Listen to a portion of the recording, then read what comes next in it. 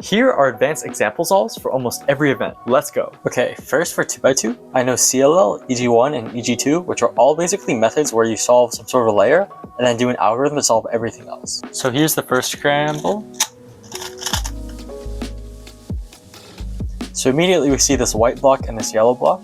I personally probably do this EG2 with this yellow layer. So I would bring down all these pieces. We match the diagonal in the back, F, and insert to get the diagonal swap. And then this would just be an EG2 algorithm.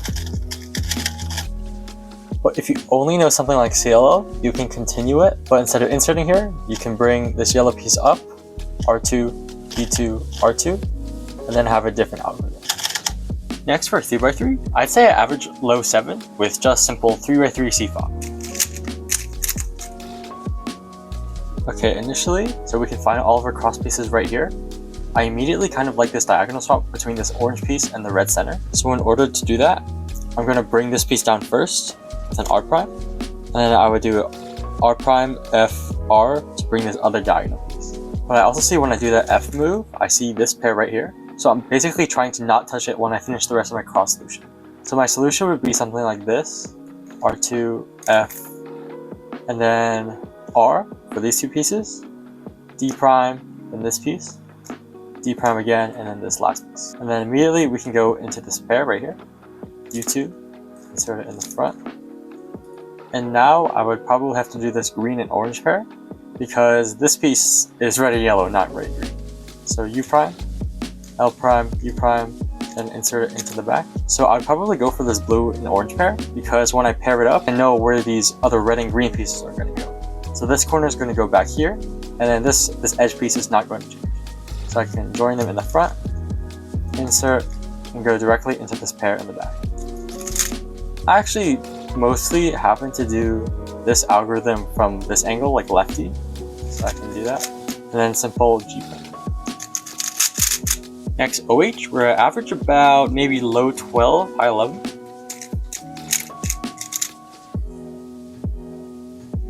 So we can find our cross pieces here, here, here, and here. And for OH, I kind of use a lot of table views, so we can use advantage of that when doing the solution. So first, we kind of have the same opposite swap situation we have with this orange piece and this green piece coming here. So I'd probably do something like R, F, and then this blue piece next. So I can do a D. I'll probably execute it something like this. Come back to the table, D, R prime. Next, we can do this green and red pair. And then immediately, all that's pretty much left is this orange and blue pair. So we can come back, take this corner out, insert it in the front left like this. And now we have this orange and green pair. We can rotate to the side, pair this in the back, come back, U prime to do this last pair, to join in the back, R to R prime, U2, R, U prime, R. This actually gave us a pretty bad case for OH. What I usually do is actually like something like F sexy F prime, and then just the normal OLL, and now G prime. Okay, so I actually still use layer by layer, so I don't know how much this is going to help. So I immediately see that this yellow only needs this yellow piece to come here to form already part of our V. But that actually causes both of these edges to get stuck, so we can't do that. Actually, this green face only needs the center to come down to solve all of the center, and I probably picked that as my solution. So my pickup would probably something like this. So solve this left tip, come down, solve this piece, rotate U prime for this blue piece, and now we luckily are left with a sledge, and we can solve both of these tips at the same time. Okay, Skewb, my favorite. So I don't even know what method I use for Skewb, but I think it's like intermediate. So first I see some of this orange pieces, but none of these two are actually solved. So I'd probably do this white layer, solve this green and white piece first, which is right here. I can bring this up. And now this piece comes down, which I can put down here. And while I'm doing that, I can push this piece up to reorient this piece and then do like an insert for this last piece. So How I would normally do this is probably the sledge to the hedge, and now just a U-frame. Okay, next 4x4. So immediately we see these two, half the white center solved, half the yellow center solved. So I'd probably do the white center because I can solve everything in about 3 moves. So here we can do a wide U2 to pair these two up, do a D prime to offset the centers, and bring everything down. But before I do that, I'm just going to leave this piece up here by doing a U prime and then bringing everything down. I can rotate because I see this next piece. I can bring this piece up to be paired with this piece, slice, and then put this up. Immediately I saw this white and green, so I can solve that by doing an R2, U prime, RW2, and putting this right here. I then solve the white and red, which has to go all the way back here. So what I can do is do a L prime, U prime, wide RW prime, and enter it right here. Next, I saw this white and blue, so I'm going to try and look for that. So that is right here. So I can solve this by coming down here, U prime, R, U, R prime, U prime, R to pair it up, U, and then I usually just do a L out of habit. So here I see the red center and the blue center, so I actually don't use half centers, so I'm just going to go one by one. So here, if I put this on the left, rotate up, I see this center right here ready to go. So I'm just going to do a U2, pair this up right in front of me. So after solving this red center, I need to solve this green center right here. So I can rotate up a little bit, and now we already have all of our pieces. So we know that no green piece is actually where it's supposed to be. But that's fine, so we can pair these two up first. And now we can pair this to the left right here by doing a slice move, U2, slice back. And now I can come back here actually to do R2, U2, R2, pair it right here. And now, so orange needs to be here.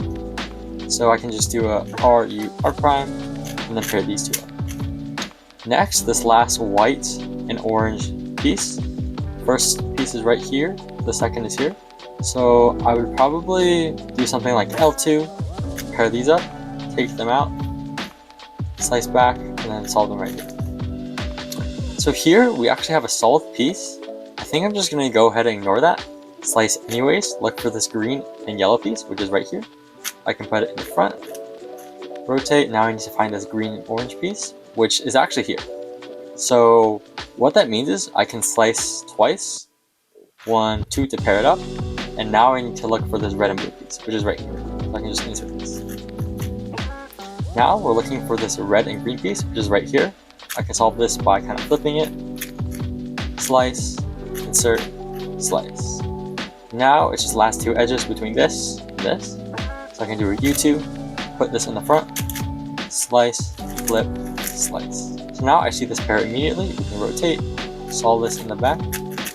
And then nothing really good is here, so I gotta rotate and probably solve this green and red pair, like this. I'm gonna solve this orange and blue piece while messing up some of this stuck in the slot. Rotate, solve this in the back.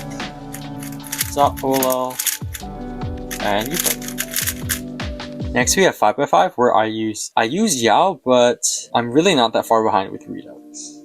So immediately I can see some of this white center forming. So I can make this horizontal line with these two pieces and this white center. Then after I do that, I see I have this pair of two pieces right here. And the last corner I need is probably going to be this one down here. So I can start here, pair these two up, rotate. This actually corner came up first, so I can just add this to here, rotate back, add it to the front, rotate again, pair these two pieces, and join everything back to make the white center. Next, I can immediately make another horizontal bar with this piece. So I can insert this here, rotate, then I can add this center piece to these two corners. Rotate back. And now here are my last three pieces. So here I could probably do something like U prime, F to pair this piece. U2, and then join this piece back here. And rotate that. So immediately for my first set of edges, I see these two blue and white ones. So I would immediately try and pair those up. I can do F prime, U2, and join this right here. And now the last piece is going to be right back down here. So I can just do a D prime, wide R prime, wide this one, and then D prime. Next, any others? So I see this next white and orange edge forming with this piece, and this piece. So here I could probably do something like wide R prime, F prime to join these two pieces, and then do an R2 and join these pieces, and put everything down there. Last edge, I can do this white and red pair. So I can bring this up, join back here, look for the last one, which is right here, and join in the back. And now this is orange, so this edge has to be right here. Okay, next I immediately see this orange center forming. I see this corner and these two pieces right here. So what I can do is move these two pieces down here, come back up, and then try and attach this corner to these two pieces. So I can do that by doing a U prime, doing a wide LW prime, U prime, make everything come back. And now this is forming. This is complete, so I can just bring it up right here. Here are all my remaining pieces. I can do an M move to reposition the center. So I can do like an M, U2, M prime, U prime, and since everything's on the bottom, I can just do this slice move, put everything on the bottom. So next, maybe I do these centers weird, but my next one's kind of at the top instead of the bottom. Here, I think we can start by making a 2x2 square. So I can put this piece up here first, and then join it with these two pieces. Now I can make my 2x2x3. I can come down here, not mess up my edges, to reorient this piece. And R, U prime, R prime. Here's my corner, here's my remaining two pieces. This one, I kind of like to spam TPS, so I can just reposition this corner here, reposition the center, and then join U prime, and then join this corner to these two pieces. So I can slice move, U prime, undo, U2, and put it up here. So next, I think I'm going to actually try and create a horizontal bar. So I can do that with this piece. So U2 and join. And now I can make a vertical bar with this corner piece and these two pieces. I can move this layer, this L layer down, R prime, U, R to make this happen. And now I can do a U2 to put everything up here.